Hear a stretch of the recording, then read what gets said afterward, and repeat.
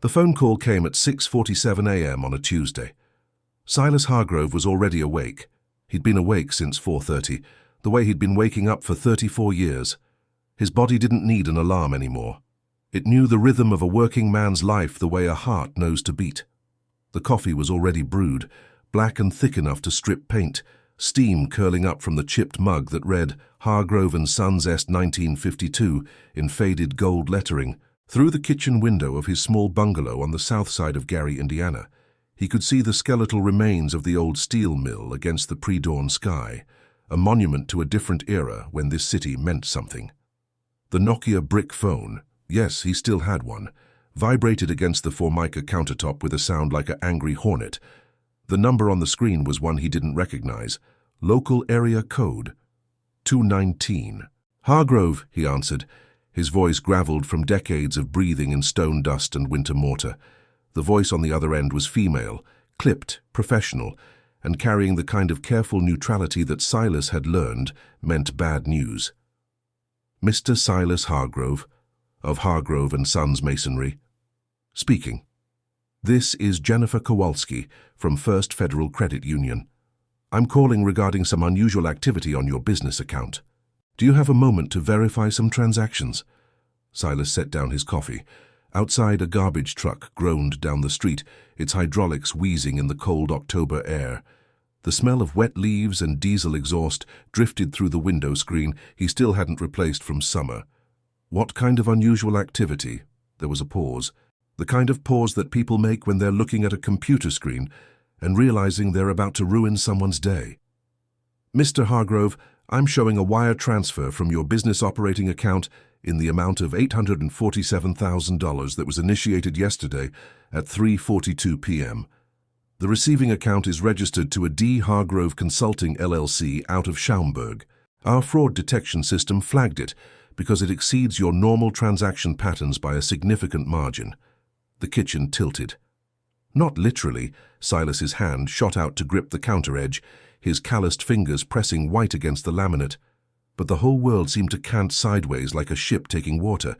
$847,000. That was almost everything. That was the deposit from the St. Augustine's Cathedral restoration contract. That was 3 years of payroll. That was the down payment on the new hydraulic brick saw. That was his father's legacy, and his own sweat turned into numbers in an account that was supposed to be protected by 2 signatures. 2 signatures, his and Dylan's. Mr. Hargrove, are you still there? I didn't authorize that transfer. His voice sounded strange to his own ears. Distant, like he was hearing himself through water. I understand, sir. We're going to need you to come into the branch as soon as possible to file a formal dispute and...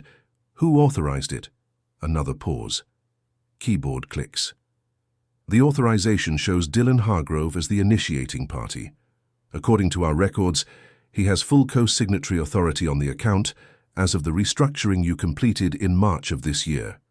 March, 6 months ago. When Dylan had come to him with the papers, the LLC documents, the modernization plan for the business. Uncle Silas, we need to streamline things. Get the company ready for the cathedral project. The bonding company needs to see a clear corporate structure. And Silas, who understood stone and mortar and the satisfying geometry of a perfectly laid arch, had signed where Dylan pointed. I'll be there in 20 minutes, Silas said, and ended the call. He stood in his kitchen, surrounded by the accumulated debris of a solitary man's life, the dishes in the sink from last night's microwave dinner, the bills stacked on the table, the work boots by the door still crusted with dried mortar from yesterday's job site, and felt something he hadn't felt since his wife Margaret had died 7 years ago, utterly, completely alone. The job site at St. Augustine's Cathedral smelled like old stone and new possibility. Silas had arrived at dawn, the way he always did, parking his F-250 with the Hargrove & Sons logo on the door, a trowel crossed with a level, simple and honest, in the gravel lot behind the massive Gothic Revival building. The cathedral had been built in 1889, back when Gary was nothing but sand dunes and ambitious dreams, before the steel mills, before the money, before the slow rot that turned those dreams into the hollow-eyed reality of abandoned buildings and broken windows. But St. Augustine's had survived. It stood on the corner of 9th and Washington like a stone prayer, its spires reaching up toward a heaven that seemed to have forgotten this zip code a long time ago. The limestone facade was pockmarked with over a century of acid rain and industrial pollution, the mortar joints crumbling in places, pieces of decorative corbelling missing like broken teeth. But the bones were good. Silas had spent 2 months surveying every inch of it, running his hands over stone that German immigrants had cut and placed with techniques that were already ancient when America was young. The restoration contract was the biggest thing to happen to Hargrove & Sons in its 70-year history. $2.3 million over 3 years, enough to hire back some of the men who'd been laid off during the recession, enough to invest in equipment, enough to secure the future of a family business that Silas's father, Randall Hargrove, had started with nothing but a wheelbarrow, a trowel, and an immigrant's stubborn refusal to quit. Silas had been 7 years old when his father brought him to his first job site, a chimney repair on a house over in Miller Beach. He remembered the smell of the mortar, that alkaline lime smell that would become as familiar as his own sweat, and the way his father's hands moved with absolute certainty, placing each brick with a tap-tap-tap of the trowel handle, checking level, checking plumb, building something that would outlast them both. "Stone remembers, Silas," his father had told him, pointing to the brick. "Every hand that touches it leaves a mark. You treat it right, it'll stand for 100 years. You cut corners, it'll fall and kill somebody. There's no lying in masonry. The stone knows." Silas had carried that lesson for 45 years. He was running his hand along a cracked section of the cathedral's north wall, feeling the fault line in the limestone, where water had gotten in and frozen and expanded over 100 winters, when Dylan's Audi pulled into the lot. The car looked wrong here, too new, too sleek, its silver paint job gleaming in the weak October sun like a knife blade. Dylan climbed out wearing the uniform he'd adopted since getting his MBA. Dark slacks, a fitted button-down, Italian loafers that would be ruined in the first puddle. "Uncle Silas?" Dylan called out, his voice carrying that forced enthusiasm that Silas had learned to distrust. "Beautiful morning for it, huh?" Dylan Hargrove was Silas's younger brother's kid. Marcus, God rest him, had died in a construction accident when Dylan was 15, a scaffold failure on a high-rise in Chicago that had turned a vital, laughing man into a closed-casket funeral and a college fund that would never be used. Silas had stepped in, had helped raise the boy, had taught him the trade the same way Randall had taught Silas. But Dylan had never loved the stone. He'd learned the techniques. He could point a joint, could mix mortar to the right consistency, could read a plumb bob, but he'd done it all with the air of someone serving time. When he'd announced he was going to business school instead of taking over the family company, Silas had felt relief, more than disappointment. Better to work alone than to work with someone whose heart wasn't in it. Then 2 years ago, Dylan had come back. "Uncle Silas, the industry is changing. We need to modernize. I can handle the business side. Bidding, contracts, payroll, all the stuff you hate. You focus on the craft. We'll make Hargrove & Sons into something Dad would be proud of." And Silas, who was 52 and tired and still grieving a wife who'd slipped away from cancer as slowly and inevitably as water-eroding stone, had said yes. "Got those supply invoices you asked for?" Dylan said now, climbing the scaffold to where Silas was working. He held up a manila folder. "Limestone vendor in Ohio is willing to match the period quarry for the corbelling repairs, 30% under our budgeted cost." Silas took the folder, flipped it open. The numbers looked good. They always looked good when Dylan presented them. That was Dylan's gift. He could make numbers dance, could find savings, could negotiate with suppliers and bonding companies and building inspectors with a smooth confidence that Silas had never possessed. "This is good work," Silas acknowledged. Dylan's smile widened. "That's what I'm here for, Uncle Silas. You do what you do best, I'll handle the rest." He clapped Silas on the shoulder, a gesture that felt rehearsed, performative, and headed back down the scaffold. Silas watched him go, watched the Audi pull out of the lot, and felt a faint unease he couldn't name. It was like running your hand over a wall and feeling the vibration of a crack you can't see yet, something wrong in the foundation. He shook it off and went back to work. Randall Hargrove had come to Gary in 1952 with $200 in his pocket and the name of a foreman at U.S. Steel who might hire him. He'd grown up in Kentucky coal country, had learned masonry building the walls of mine shafts, had watched his father die at 43, coughing up black lung in a room that smelled like death and old tobacco. He'd sworn he'd build things that rose up instead of going down. Gary had been booming then. The mills running 3 shifts, immigrant families packed into company housing, the American dream being poured from ladles the size of cars and shaped into girders that built Chicago's skyline. Randall had gotten his job at the steel mill, had married a Polish girl named Anna Kowalski, who worked at the diner on Broadway, and had started taking masonry jobs on weekends. Small things at first, sidewalk repairs, chimney pointing, brick stoops. But Randall had a gift.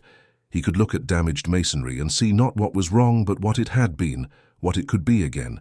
He could match mortar colors by eye, could find replacement brick that would blend seamlessly with 100-year-old originals, could rebuild a collapsed wall so perfectly you'd never know it had failed.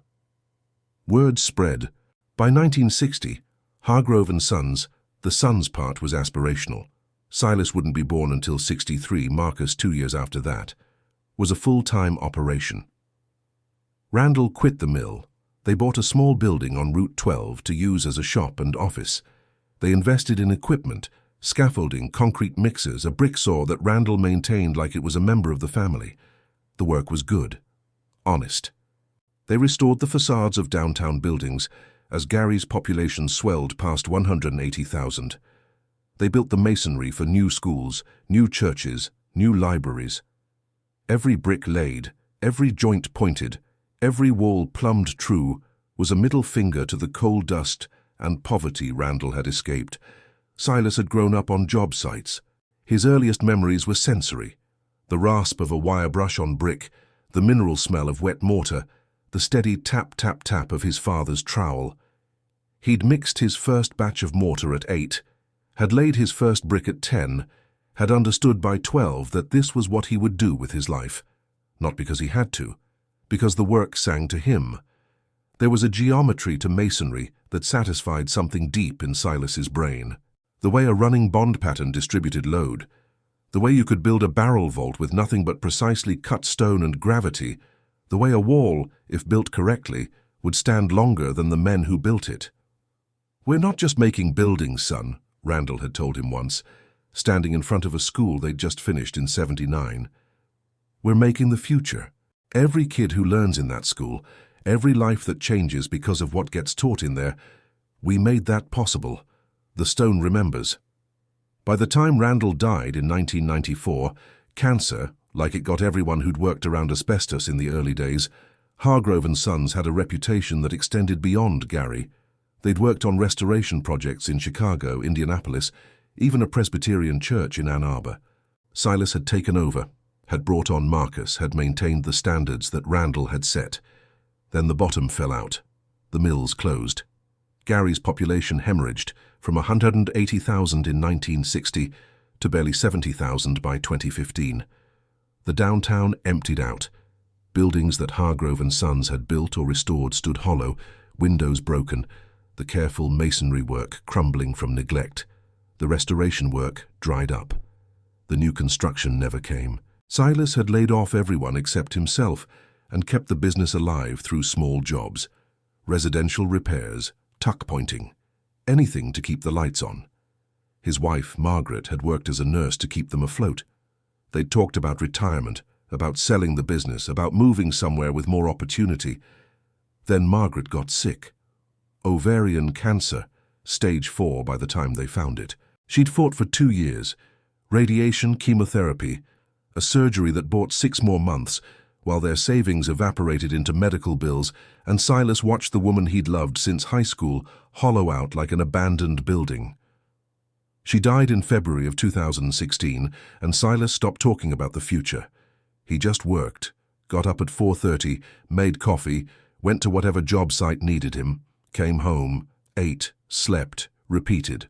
The work was the only thing that made sense anymore.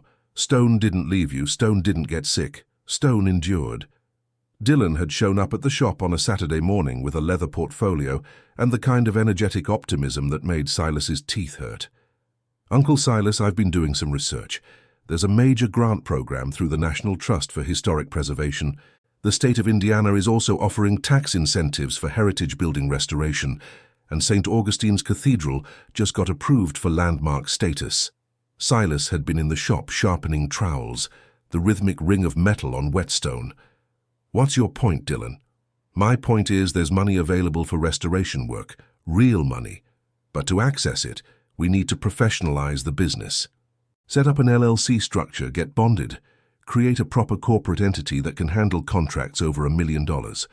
Silas had set down the trowel. "We're bonded. We're licensed. You're a sole proprietorship that's been operating on handshake deals for 70 years, Dylan interrupted.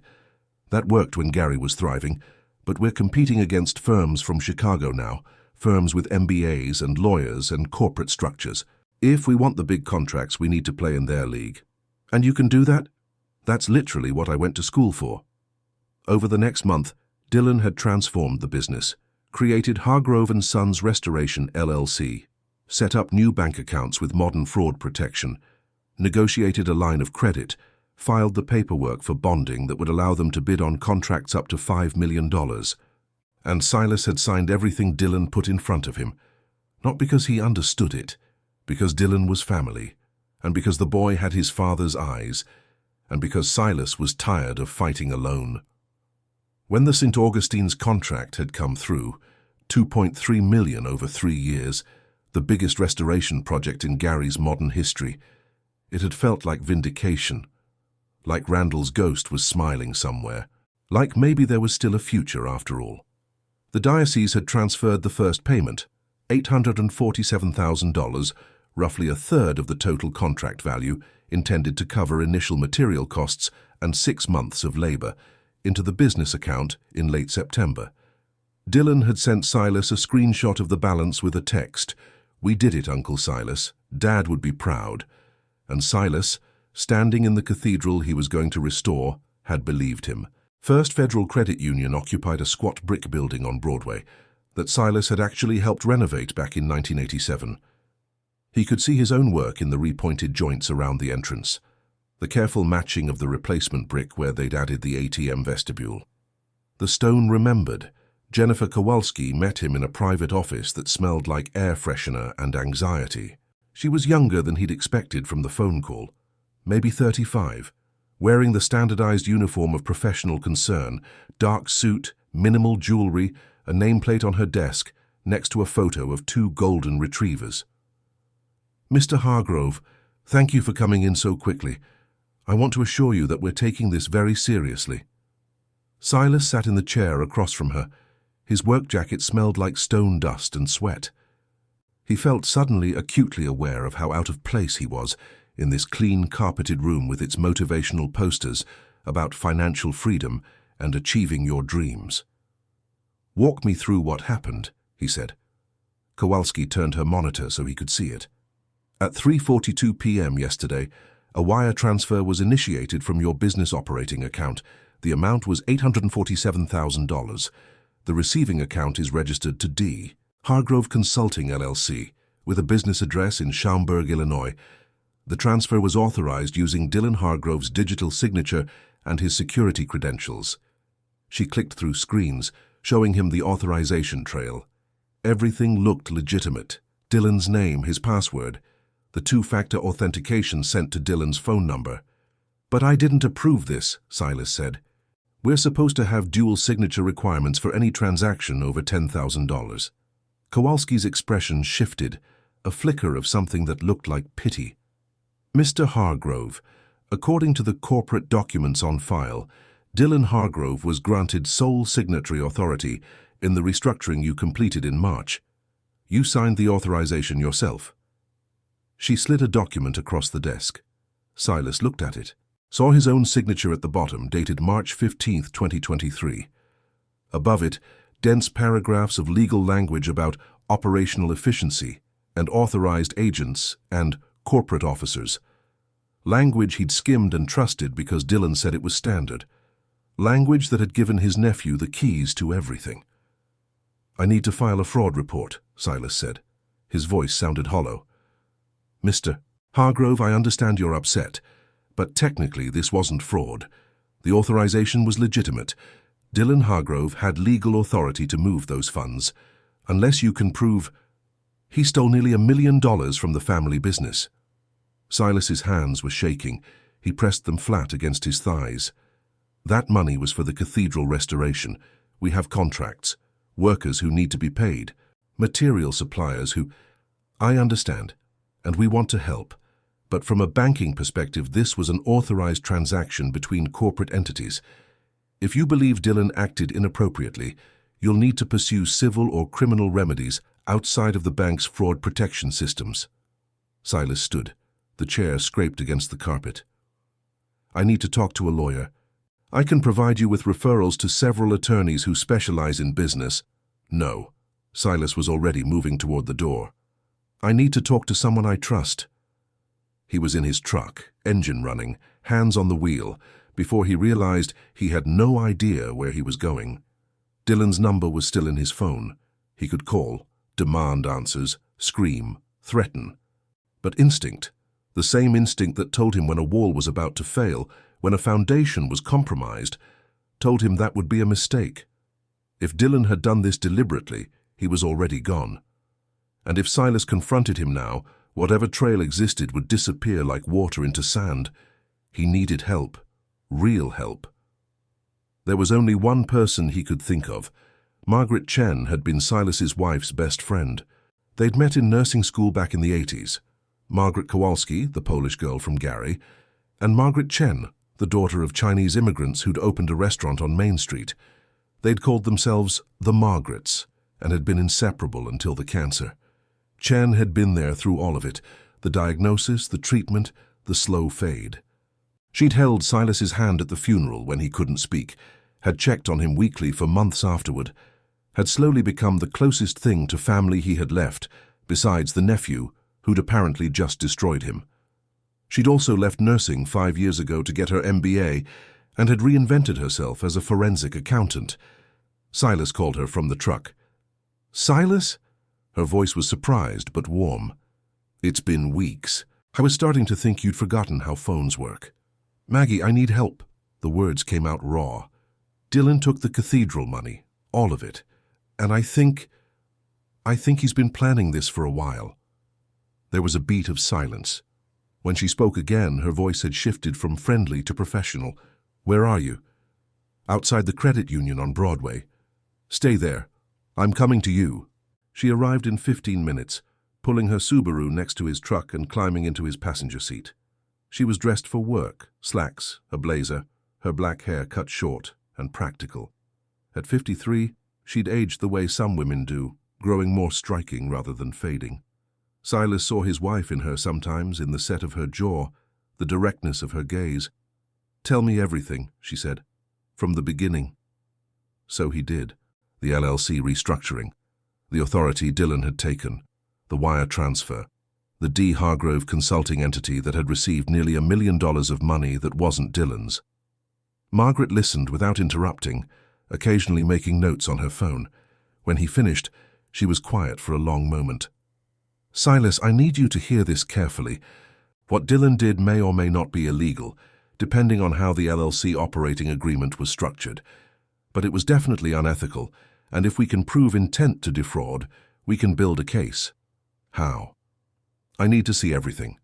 The corporate documents, bank statements for the last year, any correspondence between you and Dylan about the business, email, texts, everything. I'm not good with that stuff. Dylan handled... He stopped, hearing his own words. Dylan handled everything. That had been the arrangement. Trust the nephew with the MBA. Focus on the stone.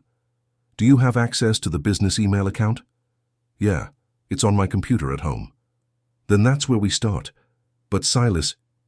She reached out, gripped his forearm with fingers that were stronger than they looked. You need to be prepared for what we might find. If Dylan's been planning this, he's probably been setting it up for months, maybe longer. This is going to hurt. It already hurts. It's going to hurt worse. And you're going to have to decide how far you're willing to go to get justice. Civil suit, criminal charges, either way it gets public. People will know that Hargrove & Sons was betrayed from the inside. That might damage the business as much as the theft did. Silas thought about his father, about the stone that remembered, About 70 years of reputation built one brick at a time. If we don't fight this, there's no business left to damage, he said. Let's find out how deep this goes. Silas's home office was really just a converted bedroom in the small bungalow, a desk from Goodwill, a filing cabinet that had belonged to his father, and a Dell computer that was approximately 100 years old, in tech terms. Margaret sat up at the desk while Silas hovered behind her, watching her fingers fly across the keyboard with a competence that made him feel ancient. "Email first," she muttered, pulling up the Hargrove & Sons business account. Dylan had access to this? Full access. He said he needed it to handle client communications, billing, all that. The inbox loaded. 347 unread messages. Silas winced. "You never check this." "I check the important ones.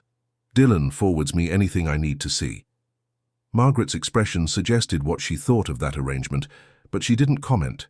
Instead, she started searching, her fingers clicking, filtering, organizing the chaos into patterns that Silas couldn't see, but that clearly meant something to her trained eye. "Here," she said after 20 minutes.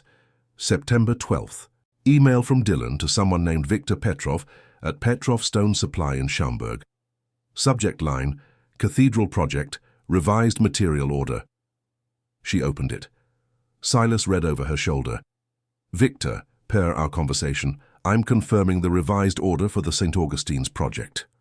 We'll be reducing the limestone order by 60% and substituting standard concrete block for interior wall reconstruction. The client won't know the difference once it's finished, and the cost savings will be substantial. Invoice everything to D. Hargrove Consulting LLC at the Schaumburg address, and I'll handle payment from our discretionary account. Keep this between us. My uncle is old school and doesn't understand modern cost management." Best, Dylan Silas felt something crack inside his chest. "That's not... We can't use concrete block. The whole point of the restoration is period-appropriate materials. The diocese, the landmark status, the grant money, it's all predicated on authentic historical..." "He was planning to defraud the client too," Margaret said quietly. "Cut corners on the restoration, pocket the difference. Silas, this isn't just embezzlement, this is organized fraud." She kept searching. Email after email emerged like stones being pulled from a wall, each one revealing the structure beneath.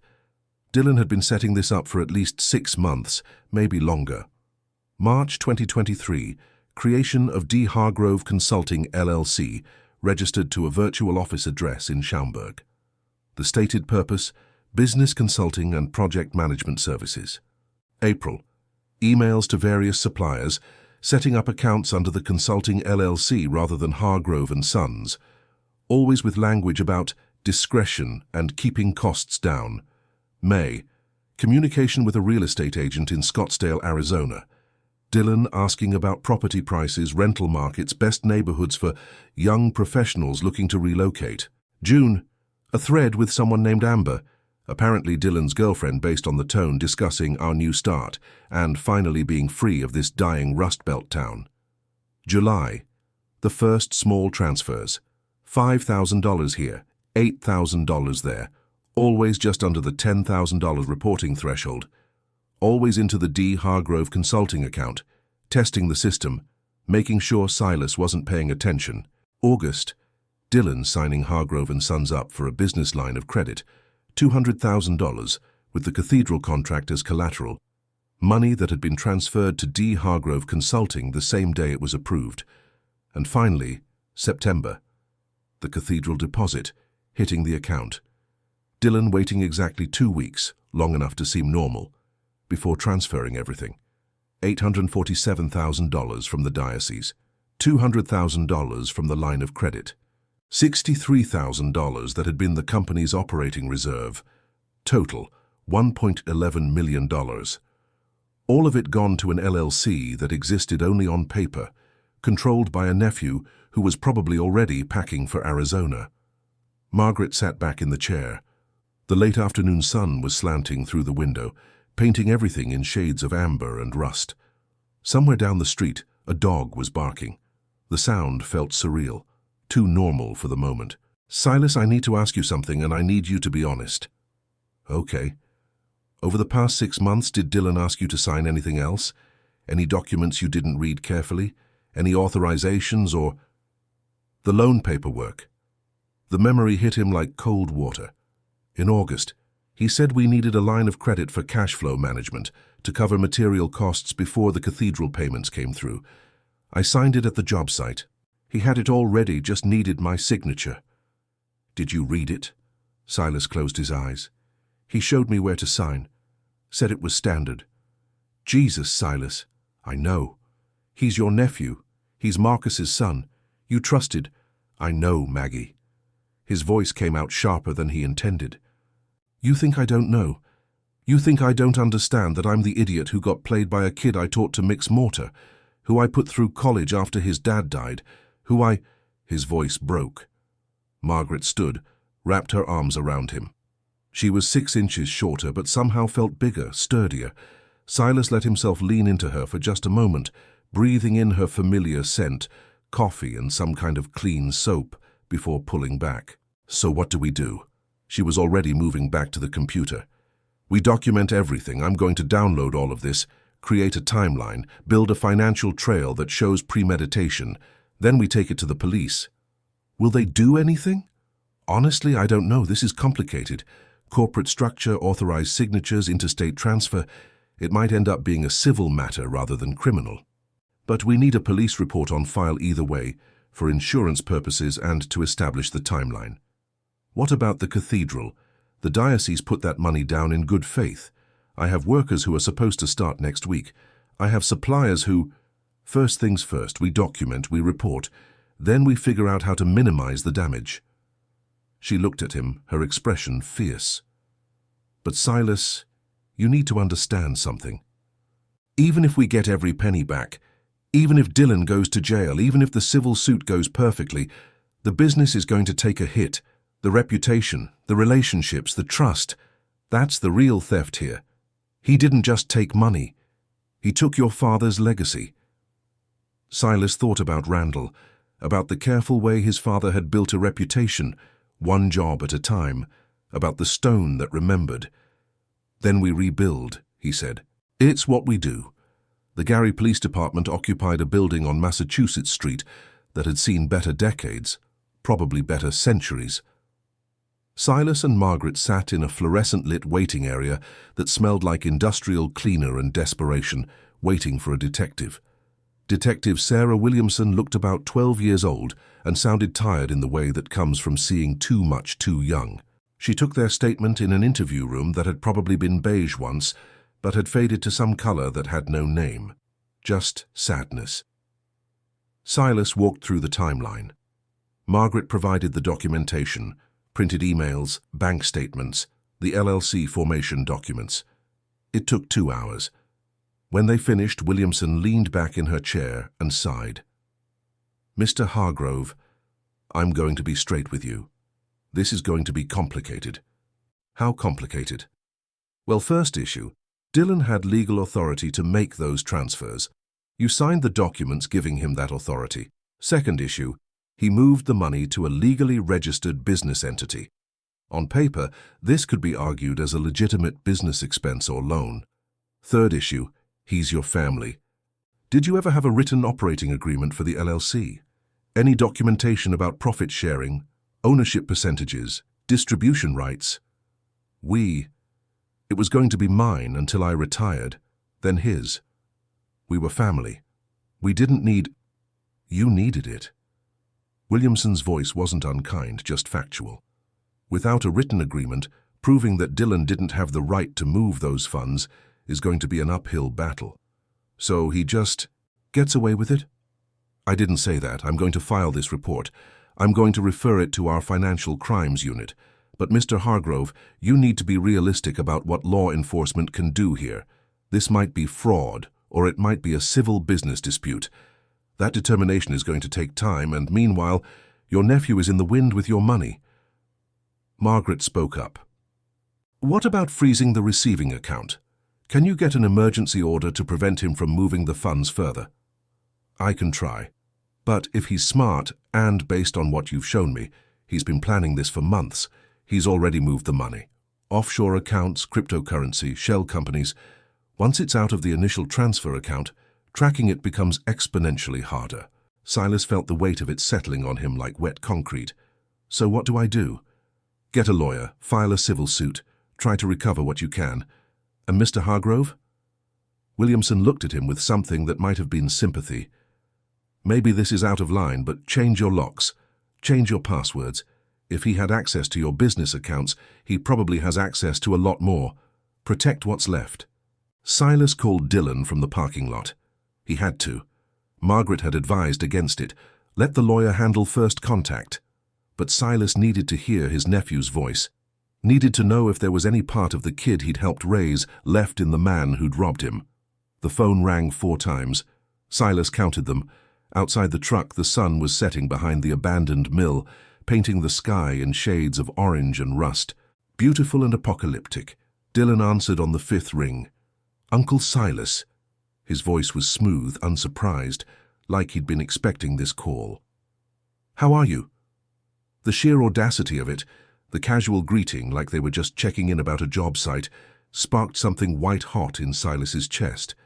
How am I? You stole $1 million from our family business, Dylan. How the hell do you think I am? A pause. Silas could hear background noise. An airport terminal maybe, or a train station. The sound of distance being created. I didn't steal anything, Uncle Silas. I moved operational funds from one corporate entity to another, both entities that I have legal authority to manage. That money was for the cathedral restoration, for payroll, for suppliers. You know that. That money was sitting in an account earning basically nothing, while you pretended you were going to restore some dead church in a dead city. I invested it. I'm making it work for us. For us? Where the hell are you, Dylan? Somewhere you'll never have to worry about again. Look, Uncle Silas, I tried to work with you. I tried to modernize the business to help you see that Gary is finished. There's no future here. The population is collapsing. The buildings are falling down. You're doing restoration work on structures that won't even exist in 20 years because there's no one left to use them. So you decided to rob me. I decided to save myself. God, do you know what it's like? Watching you shuffle around that shop like a zombie, working on nickel and dime jobs for people who can barely pay, pretending that Hargrove and Sons means something when Dad's been dead for years and the city he helped build is a corpse. Silas heard his brother in Dylan's voice, Marcus's cadence, Marcus's laugh that came out at the wrong moments, the genetic echo of someone he'd loved who was gone. Your father would be ashamed of you. My father was killed because he was too stupid to check if his safety equipment worked. He died poor, Uncle Silas. He died with nothing. And you know what you're going to do? You're going to die exactly the same way. Alone in that shitty bungalow with calluses on your hands and nothing in your bank account. Because you're too stubborn to admit that the world you're clinging to doesn't exist anymore. The truck felt too small. Silas couldn't breathe. The police are looking for you. Dylan laughed. Let them look. I haven't broken any laws. I had signatory authority. I moved corporate funds through legal channels. If you want to sue me, go ahead. Lawyers are expensive, Uncle Silas. Can you afford one? Oh, wait, I have all your money. Dylan, I'm done with this conversation. I'm done with Gary. I'm done with you. Have a nice life, Uncle Silas, what's left of it. The call disconnected. Silas sat in his truck as the sun finished setting, as the streetlights flickered on one by one, as the temperature dropped and his breath started fogging the windows.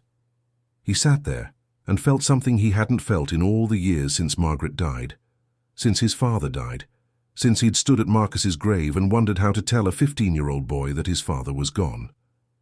He felt fury, not the hot, explosive kind, the cold, patient kind, the kind that could wait, the kind that could plan, the stone kind. The Diocese of Gary occupied a modest administrative building 2 blocks from St. Augustine's Cathedral. Silas had never been inside before. All his dealings about the restoration contract had gone through the parish facilities manager, a friendly man named Tom Kowalski. Apparently everyone in Gary was related to everyone else if you went back far enough. But now, sitting in the waiting area outside Bishop Robert Novak's office at 8:15 a.m. on a Wednesday morning, Silas felt like he was waiting for judgment. Margaret sat beside him, her leather portfolio balanced on her knees. She'd dressed for battle this morning, a charcoal suit that said, "I mean business," minimal jewelry, her hair pulled back severely. She looked like someone who'd faced down corporate fraud before and won. "You ready for this?" she asked quietly. Silas looked down at his own hands, working man's hands, scarred knuckles, permanently stained with old mortar dust, calluses that had calluses. He'd put on his one good sport coat this morning, navy blue, probably 15 years old, but he still looked exactly like what he was, a mason, a builder, someone who worked with his hands. "No," he said honestly, "but we're doing it anyway." The door opened. A young priest, Father Michael according to his nameplate, gestured them inside. "The bishop will see you now." Bishop Robert Novak was in his early 60s, with iron-grey hair and the kind of steady gaze that probably came from hearing confessions for 40 years. His office was surprisingly austere, a simple wooden desk, bookshelves lined with theological texts, a crucifix on the wall that looked hand-carved. The only luxury was a window that looked out at St. Augustine's Cathedral, its Gothic spires visible above the neighboring buildings. "Mr. Hargrove," the bishop said, standing to shake Silas's hand. His grip was firm, his palm slightly rough. A man who'd done manual work at some point in his life. "Father Michael said you had an urgent matter regarding the restoration contract." Silas sat in the offered chair.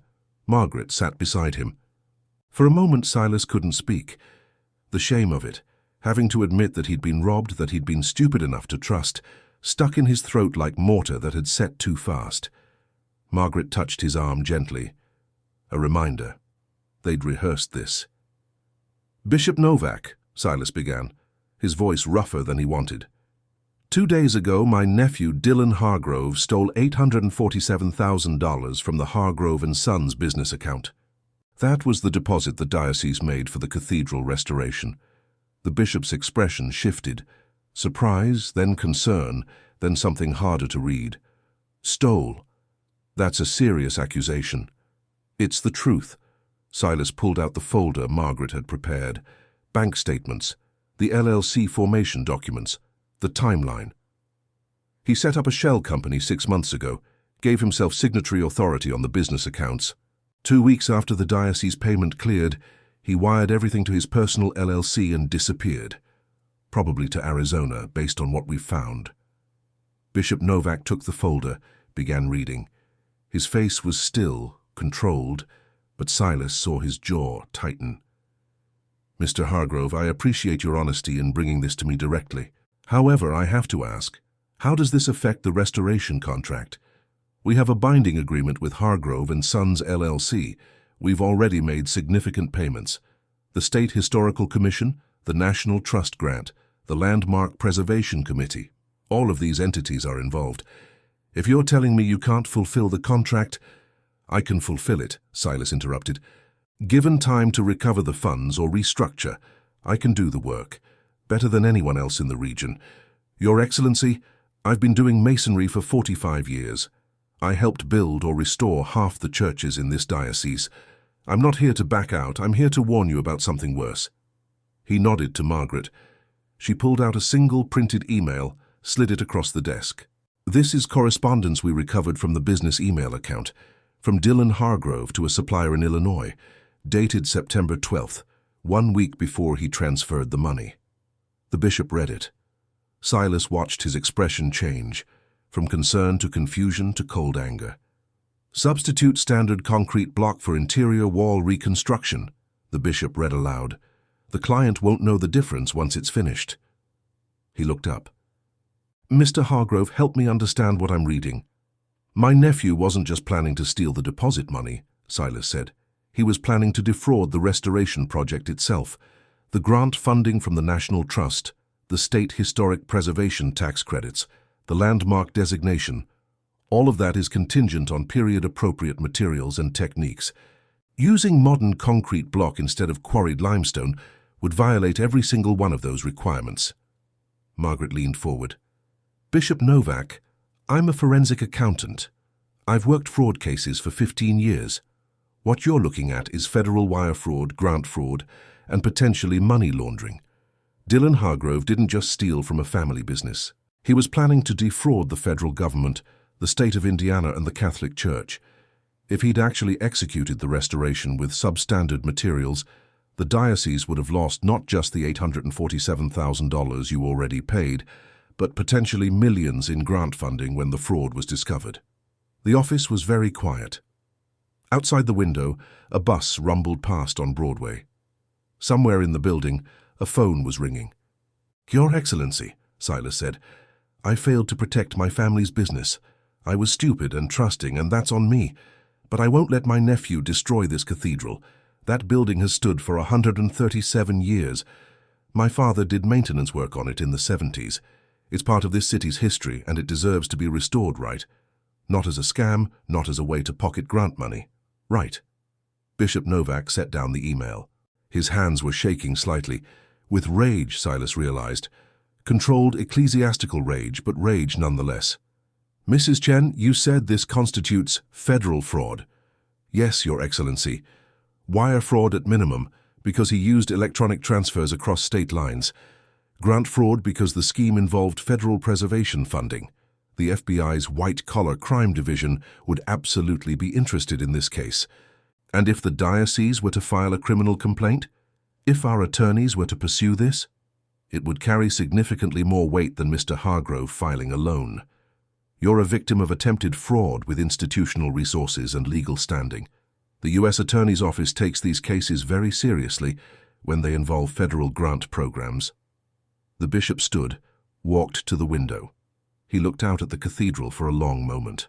When he turned back, his expression was resolved. "Mr. Hargrove, you came here to warn me.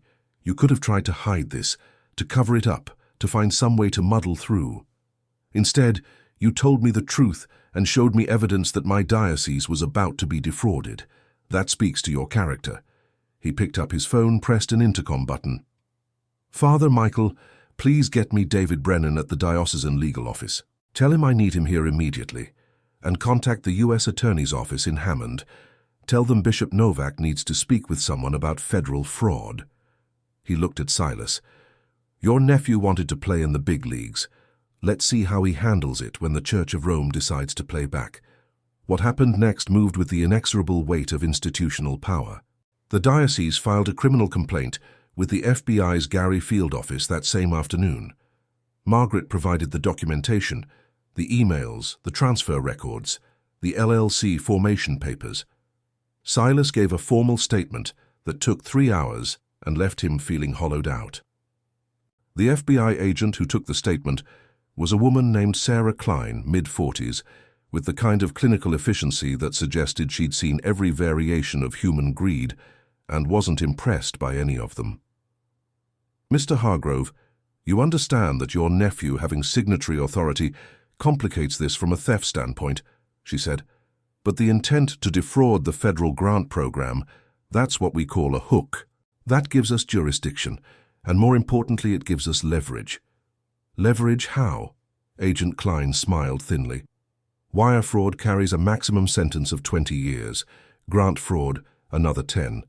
If we can show he was planning to launder the money through multiple entities or move it offshore, that's additional charges.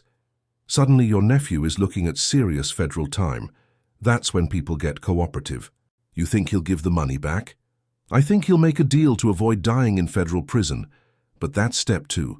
Step 1 is finding him." Margaret worked the financial side like a surgeon.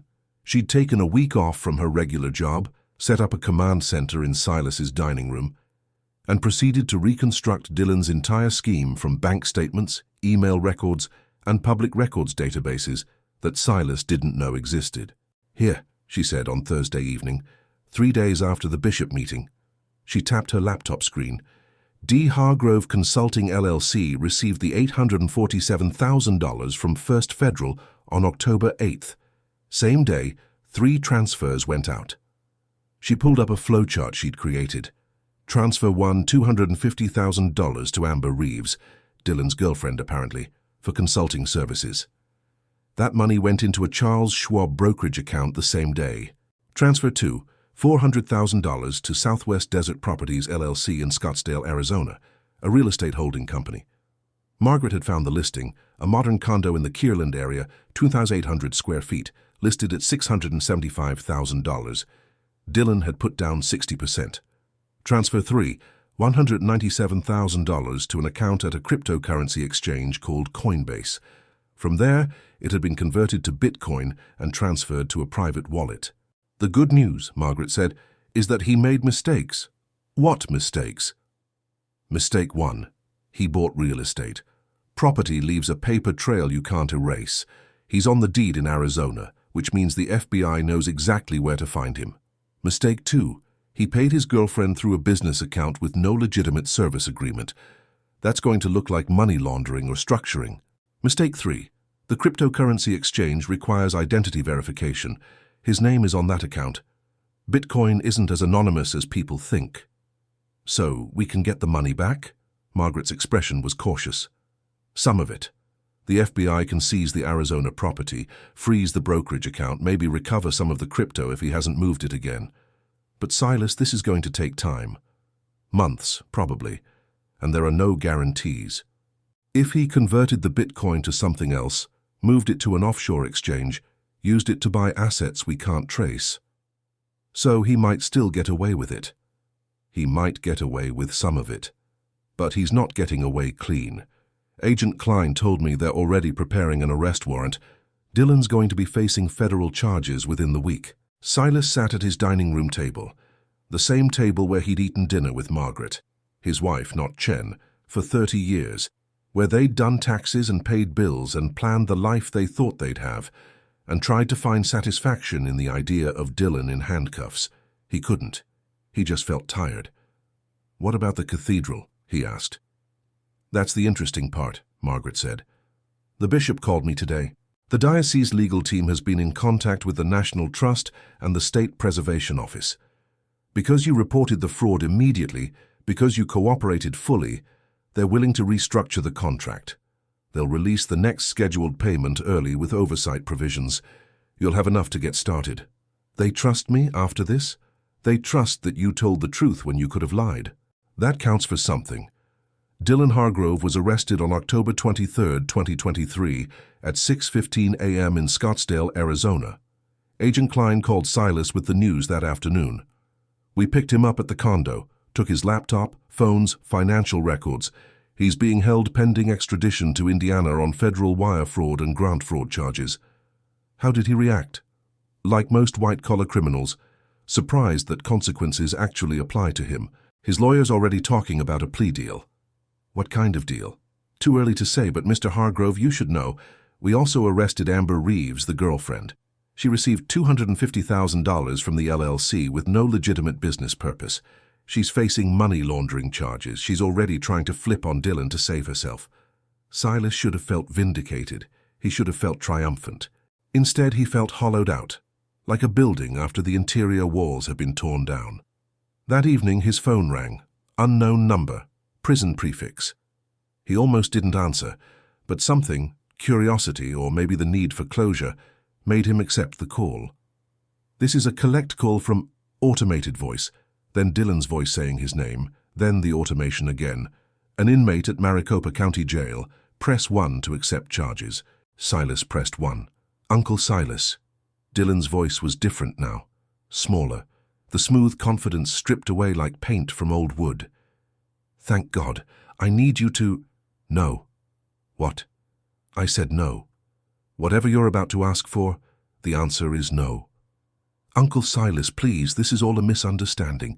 The FBI, they're making it sound like I was trying to hurt you. I wasn't. I was trying to save the business, to modernize, to steal $1 million and frame me for grant fraud." Silence on the line.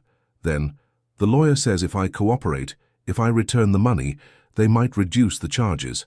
But I need help. I need someone to—" "Dylan, do you remember what my father used to say, your grandfather?" "Uncle Silas, this isn't the time for—" "The stone remembers. That's what he used to say. Every hand that touches it leaves a mark. You treat it right, it stands. You cut corners, it falls." Silas's voice was steady now, cold and certain as concrete setting. "You thought you were smarter than me, smarter than the old ways, smarter than honesty. But you cut corners, Dylan, and now everything you built is falling.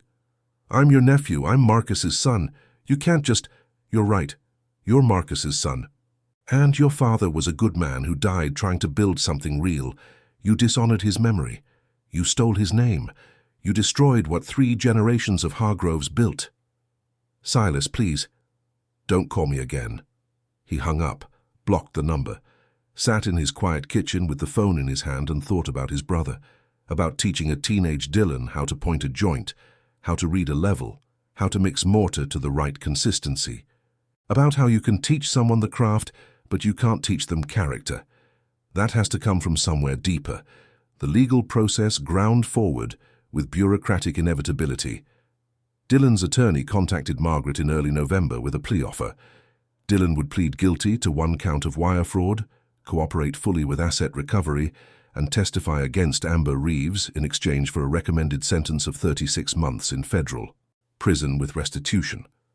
The restitution numbers were sobering. Arizona condo seized and sold. Expected recovery, $380,000 after mortgage payoff and legal fees. Schwab account, Amber's, frozen. Amount, $247,000. Would be split between Silas and the diocese based on victim priority. Cryptocurrency, partial recovery. Dylan had converted most of it to Ethereum and then to a privacy coin called Monero. The FBI could trace about $80,000. The rest was gone. Cash spent, approximately $150,000 on cars, vacations, luxury goods, unrecoverable. Total potential recovery, around $700,000 of the original $1.11 million stolen. It wasn't everything, but it was something. Silas signed the victim impact statement that the U.S. Attorney's Office requested. He kept it brief. Dylan Hargrove didn't just steal money, he stole trust.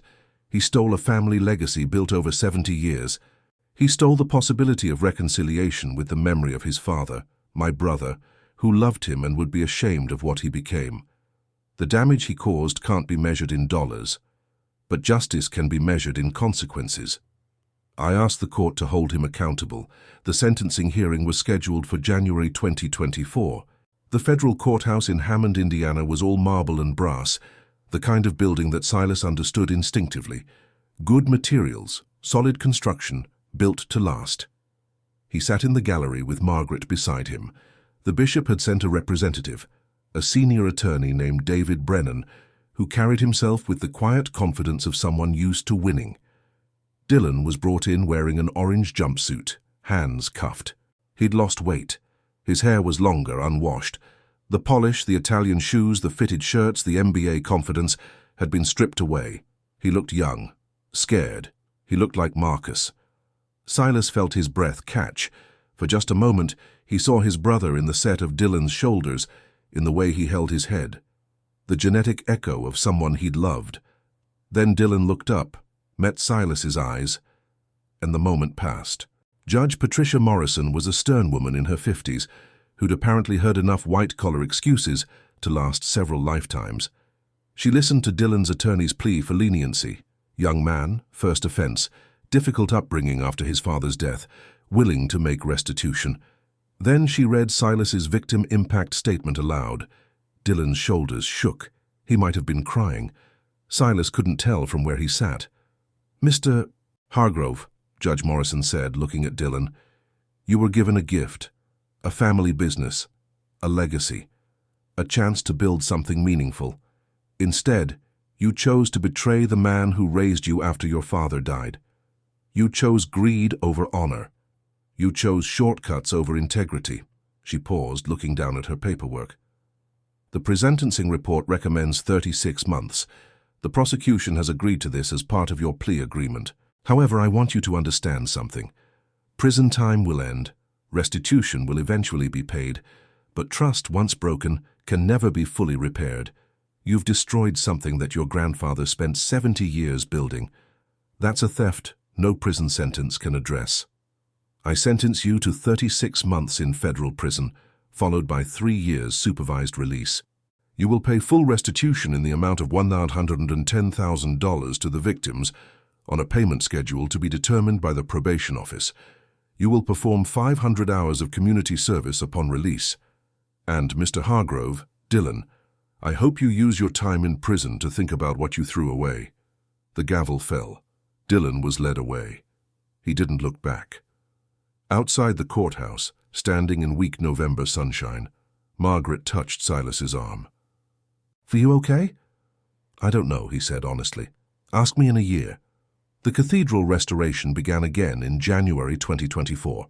Silas started with a smaller crew, 3 men he'd worked with for years, guys who knew the craft and didn't cut corners. The diocese had restructured the contract with tighter oversight and milestone payments. The FBI's asset recovery process was ongoing, but the bishop had authorized enough funding to get started. The work was slower than Silas had originally planned, more careful. Every stone selected individually, every mortar joint mixed to precise specifications, every measurement checked and rechecked, no substitutions, no shortcuts, no lies. On a cold morning in late February, Silas was up on the scaffolding working on the north wall when he heard footsteps on the metal framework below. He looked down and saw Margaret climbing up, moving carefully in her work boots and practical jacket. "Thought you were afraid of heights," he called down. "I am, but I wanted to see what you're doing up here." She reached his level, gripped the railing tight, looked out at the view. Gary spread below them, the empty lots, the abandoned buildings, the streets that had seen better days, but also the patches of renewal, the community gardens, the small businesses hanging on, the people who stayed because this was home. "What do you see?" she asked. Silas ran his hand along the limestone he'd just set. It was cold under his palm, solid, real. Quarried from the same formation in Ohio that had supplied the original stone in 1889. The color was perfect, warm gray with hints of buff. It would weather over decades, would absorb rain and sun and smog, would develop that patina that only time could create. "I see what it's going to be," he said. "Not what it is now, but what it's going to be when we're finished. The spires cleaned, the stonework restored, the building standing the way it was meant to stand." "Like the business?" "Like the business." He looked at her. "Maggie, I've been thinking. When the restoration is done, when the money is sorted out, I want to make you a partner for real, legal paperwork, profit sharing, the whole thing. You saved my life. You saved my father's legacy. I can't do this alone anymore." She was quiet for a moment. "I'm an accountant, Silas. I don't know anything about masonry." "You know about integrity, about fighting for what's right, about not giving up when things get hard." He smiled just a little. "Besides, I can teach you the masonry part. My dad taught me. I can teach you. The stone remembers? The stone remembers." She gripped his hand. Her fingers were cold but strong. "Then yeah, I'm in." The restoration of St. Augustine's Cathedral was completed in August 2025. The limestone facade gleamed in the summer sun, every stone cleaned and repaired or replaced with period-appropriate materials. The spires reached up toward a sky that was brilliant blue, the same blue it had been in 1889, when German immigrants had gathered to celebrate the building's completion. The National Trust for Historic Preservation sent representatives. The State Historical Commission declared it a model restoration project. Architecture magazines ran features. The bishop held a rededication ceremony that drew over 1,000 people. But Silas's favorite moment came on a Tuesday morning in September, when the crowds were gone and the cathedral was quiet. He was alone in the building, checking some final details on the interior stonework. The smell was familiar, old incense, candle wax, and underneath it all the mineral scent of limestone. His work. He ran his hand along a wall, felt the joints he'd pointed himself, smooth, tight, perfect. The door opened. Footsteps echoed on the stone floor. Margaret walked down the center aisle, her shoes clicking against the slate tiles they'd restored last month.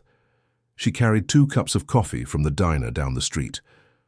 "Thought you could use this," she said, handing him one. They stood together in the nave, looking up at the vaulted ceiling, the light streaming through the restored stained glass windows, painting everything in colors that seemed older than time. "Your father would be proud," Margaret said quietly. "Yeah," Silas agreed. "I think he would." Outside, Gary went about its business. The steel mills were still gone. The population was still declining. The future was still uncertain, but St. Augustine's Cathedral stood solid, true, built right, a monument to the idea that some things, honesty, craftsmanship, integrity, don't go out of style. They don't need to be modernized or disrupted or optimized. They just need to be done right, and when they are, they last.